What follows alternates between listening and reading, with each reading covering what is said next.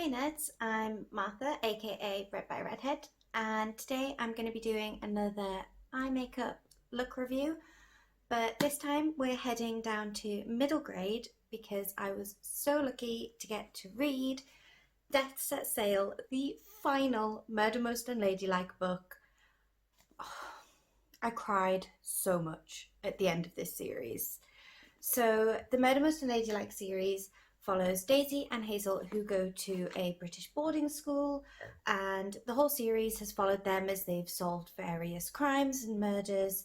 And this is the final book, and I cannot thank Puffin enough for sending me an early copy. I got to read it about a week or two before publication came out, and I just could not get over it.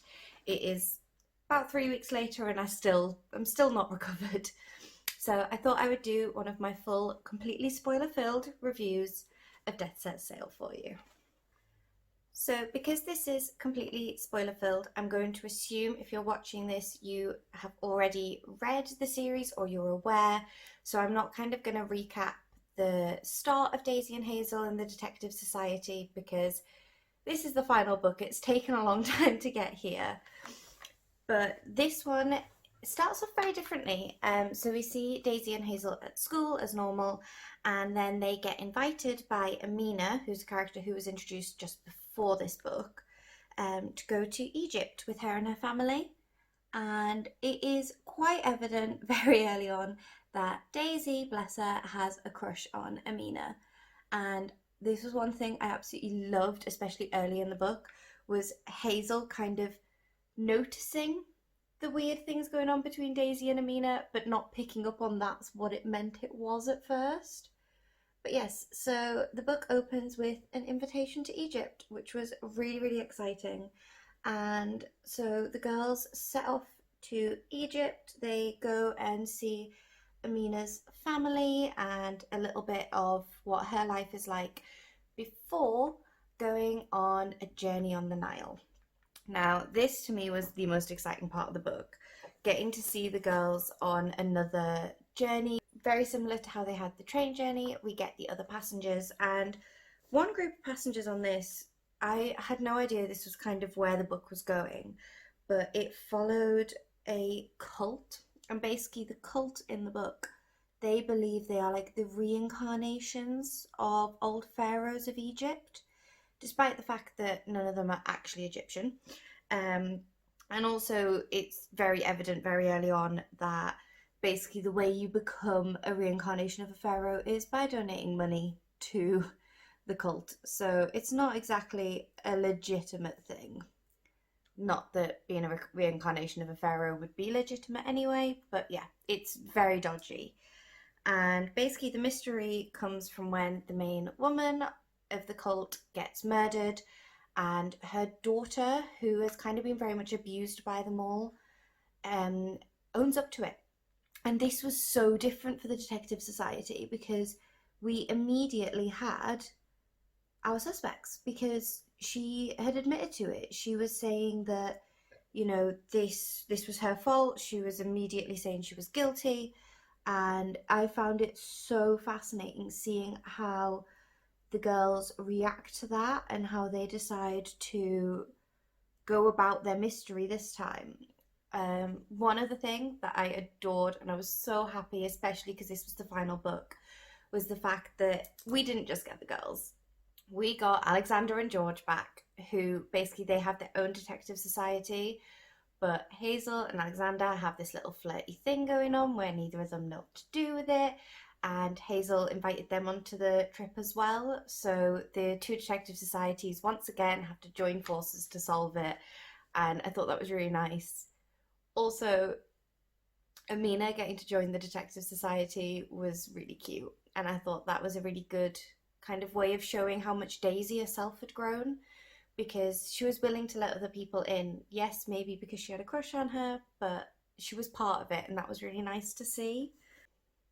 As well as the Pinkertons and the Detective Society joining forces, we actually see Hazel's little sister, Mei-Ling, who is also known as Monkey, joining in, and this to me was one of my favourite parts of the book that I did not expect was getting to see the interactions between Daisy and Hazel, now the elders of the group, versus Monkey, who is the littlest, and seeing her climb under tables to sneak and listen was really nice little flashback to the earlier books in the series. And it was also a really good way of seeing how much Daisy and Hazel had grown and how much they have developed over time compared to tiny little Monkey still being that really young, excitable mini detective who wanted to solve things. So that was really sweet, and I very much got to the end of the book and thought, all I want now is a spin-off series about her. And I literally said to my friend that Robin Stevens had said she was going to be doing an announcement about what was coming next, and I said to him, I was like, it has to be her. I don't care, all I want is Monkey. And the next day, Robin Stevens announced that that is what's coming next, and I cannot wait for it. It's going to be amazing. Going back to the mystery, as well as seeing how the Detective Society reacted to having somebody confess at the beginning, this was also probably the best mystery yet. Like, every time I thought I knew what was happening, I didn't have a clue. And that's one of my favourite things about this whole series, is guessing who done it is so difficult. And I think Robin Stevens is bloody amazing at misdirecting us and adding a little bit of confusion in, because you can never ever guess. Whenever you think you've got it, you are wrong, and she is about to prove to you that you're wrong. And this mystery was just genius, like, until the page where it got revealed that who had done it, I still didn't quite get who had done it.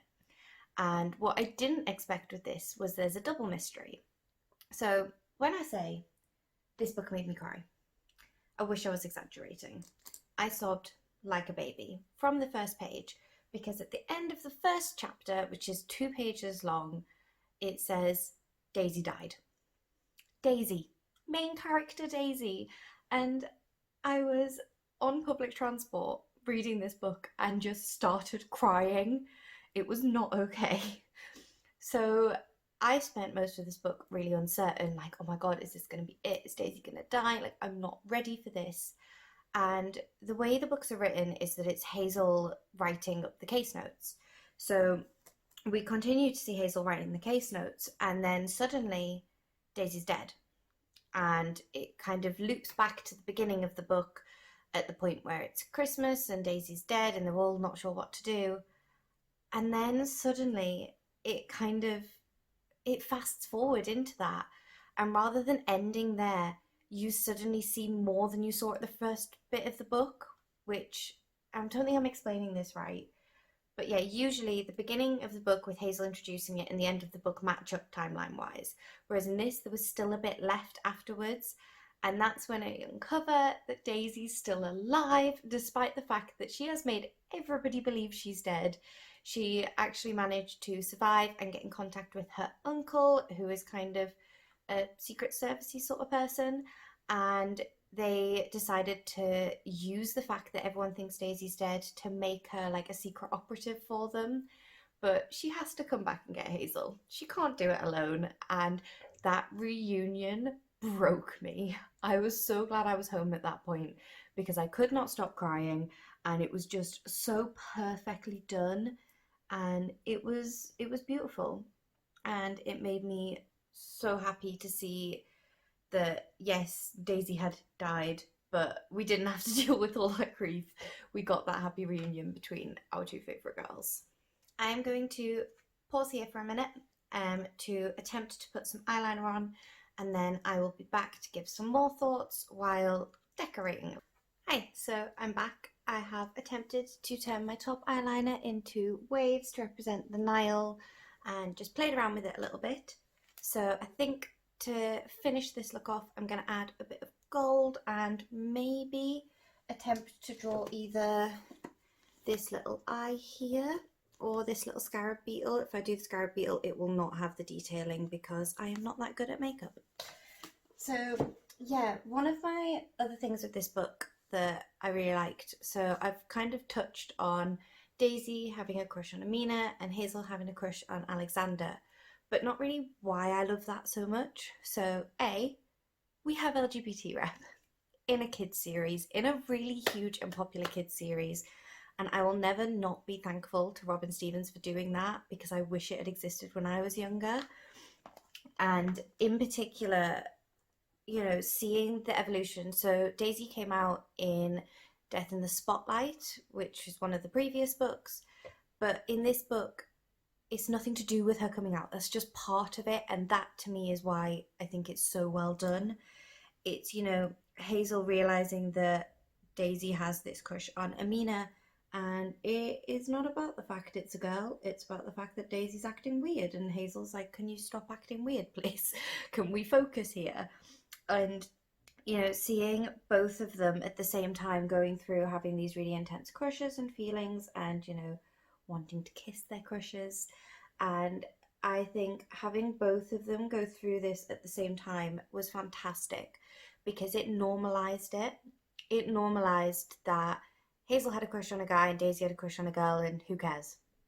Like, it was just part of the story.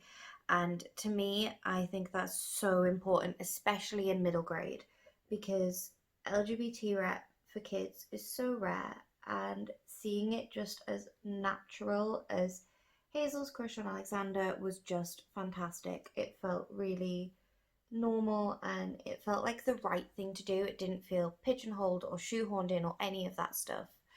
And especially when we have Daisy and Amina's kiss and Hazel kind of awkwardly spots it and feels really embarrassed, and that moment just felt so genuine and so honest. And again, nobody gave a crap that it was a girl kissing a girl. Nobody. Hazel did not consider that. Hazel was just like, dude, what you doing? We've got stuff to be doing right now. Can you stop? But it was really sweet, and I think it was really important to see that, especially in the last book, because, you know, we've now had Daisy coming out, which was really important and was a really big step in middle grade. But then to see a normalized out Daisy, a Daisy who just had a crush on a girl and wanted to have her first kiss with her, and that was beautiful. But then the synchronicity of Hazel getting her kiss with Alexander after books and books and books of pining. Like, that poor girl, that crush has been brewing and getting harder and harder for her to deal with. And it was really, really sweet to see that finally come to fruition. I think it was really necessary for the story, and it made me really happy to see that Hazel finally got her kiss, and that Alexander really liked her too and was really nervous, and it was really cute. And something I often have an issue with is shoehorned romance. I particularly straight shoehorned romance in kids stuff, but I admire Robin Stevens so much because it never feels shoehorned in these books. It's always just felt like it's a natural evolution with the girls growing up and getting older, for them to have crushes on people, and for the final book to be when that finally comes to fruition and kisses happen. Just, it felt perfect, and I could not have loved that moment more. It could all go wrong now. I'm not quite sure this isn't it going wrong, but I'm going to attempt to draw a little scarab beetle over here. If this goes horrendously wrong, I'm sorry, but it's my channel and my failed attempt at makeup. Yay! So I'm going to fast forward through me doing this because it's going to be really boring and I'm going to have to concentrate quite a lot. Well, I think I just screwed it all up, but it was fun, and it's a really important part of the book, and that was one of the things that I don't think I've mentioned yet, was getting to see another culture represented. My introduction to this series was actually quite a bit different from most. I had, of course, being a bookseller, heard about it loads, knew loads about it, had actually got to meet Robin Stevens because she was doing a signing in store, but I still hadn't had a chance to pick the books up myself. And then whilst I was at university in my second year, one of the books we were studying was meant to be A Spoonful of Murder, which is kind of 2 books away from the end one. And me being me, couldn't start with this book. That was not okay. I couldn't skip out all of these. So I started at the beginning, and I actually did them all by audiobook first. So I did them all. Most of them are read by Katie Leung, who also played Cho Chang in those films. And she is fantastic as the narrator. She is the perfect Hazel. And so although I knew about Spoonful of Murder because we were studying it, I held off reading it until the very last minute so I could write my essay on it. So the mixture of cultures in these books is actually what first drew me to them, because that's what Spoonful of Murder focuses on. I wrote a whole essay about the mixing of cultures, especially in Hong Kong, which is where Spoonful is based. So getting to see more of that and an even further pushing of that in Death Set Sail was fantastic. And the little literature nerd in me really kind of wanted to write another essay, almost like a sequel to my Spoonful one, but on Death Set Sail, because it has some parallels, and it has some parallels of feeling like the odd one out, feeling like you don't understand a culture, and also having somebody be your guide.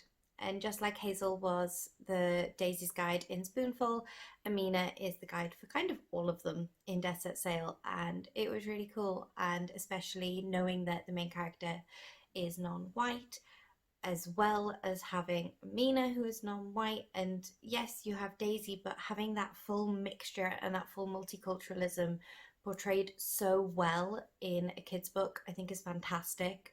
And hats off to Robin Stevens, because I know she went to Egypt to research this. So I cannot thank her enough for this series, especially for what I hope it's doing for young kids out there. Right, I will be 2 minutes and then I will wrap this off with my very obvious star rating and see you in a sec. So here is my finished look for Death Set Sail. So following from the sprayed edges, I've got the dark blue purpley waves across the top to represent the Nile. I have the attempt at kind of focusing on some of this eye motif under here, and we're going to ignore this and pretend I didn't draw the world's worst beetle on my face. Okay? So yes, as probably very obvious, my review for this one is a full-on 5 out of 5 stars. To be honest, I'd give the whole series 5 out of 5 stars, and I think I might have done on Goodreads when I read them. But yeah, it was the perfect conclusion, and it was wonderful seeing the girls more mature, seeing their relationships mature, and their connection between the two of them grow as well, because their friendship, I think, is one that should be up there in the top middle grade friendships, because it's just so well portrayed, and it made me fall in love with them. And I wish I could be in the Detective Society, but I think I am definitely too old and too big to climb under tables.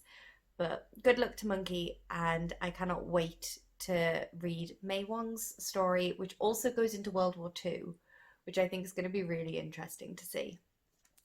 But that's it for today's video. Thank you so much if you have watched all the way to the end. If you're a fan of this series, let me know what you think your favourite book is, because I am now quite torn. Mine was always Spoonful of Murder, probably because I wrote an essay on it and I fell in love with it then. But this has by far the best mystery, and it made me cry like a baby. So yeah, I can't decide what my favourite is, but I'd love to know yours. And also, please let me know if you cried as well, because I sobbed a lot and I'd like to feel like I'm not alone. But yes, please subscribe if you've enjoyed this, hit a like, and as I say, I will join you in the comments to talk all about the Detective Society and our best friends Daisy and Hazel. Bye.